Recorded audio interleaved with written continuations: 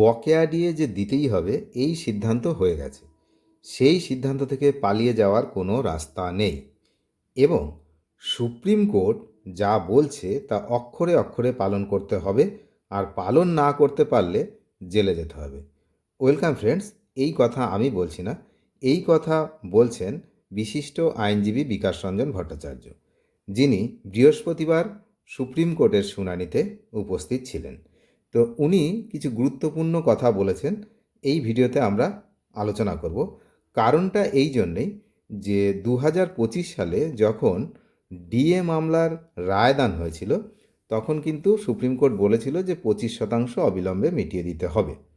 এই যে বিষয়টা, এটা নিয়ে তখনকার সময় বিকাশবাবুকে জিজ্ঞাসা করা হলে তিনি কিন্তু বলেছিলেন যে এই মাস ওই মাস নয়, এই বছরটা অর্থাৎ 2025 সালের মধ্যেই যদি ডিএটা পাই তাহলেই আমি খুশি হব।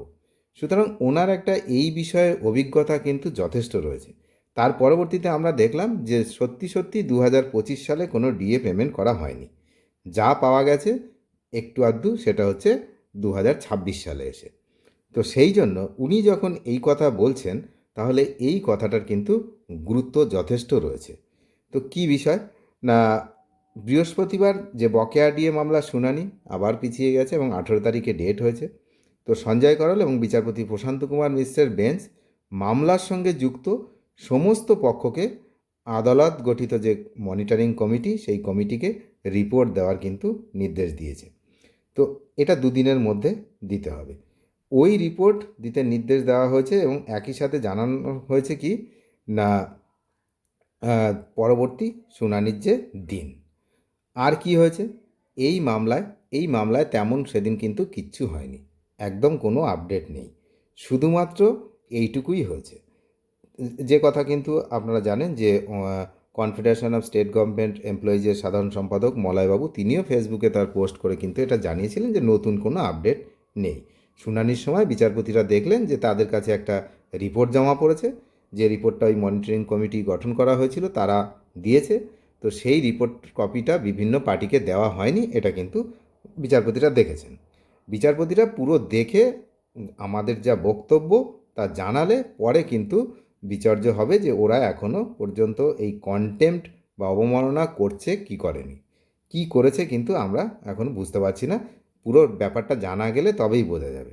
আর সেই নিয়েই কিন্তু 18 তারিখে আবার শুনানি রয়েছে। তো এই বিষয়ে কিন্তু বিকাশবাবু এটা বলেছেন যে এই ডিএ যে দিতে হবে সেটা সিদ্ধান্ত হয়ে গেছে, এটা থেকে পালিয়ে যাওয়ার কোনো রাস্তা নেই। এখন কিভাবে দিতে হবে সেটা নির্ধারণের জন্য কমিটি কিন্তু গঠিত হয়েছে অনেক আগেই।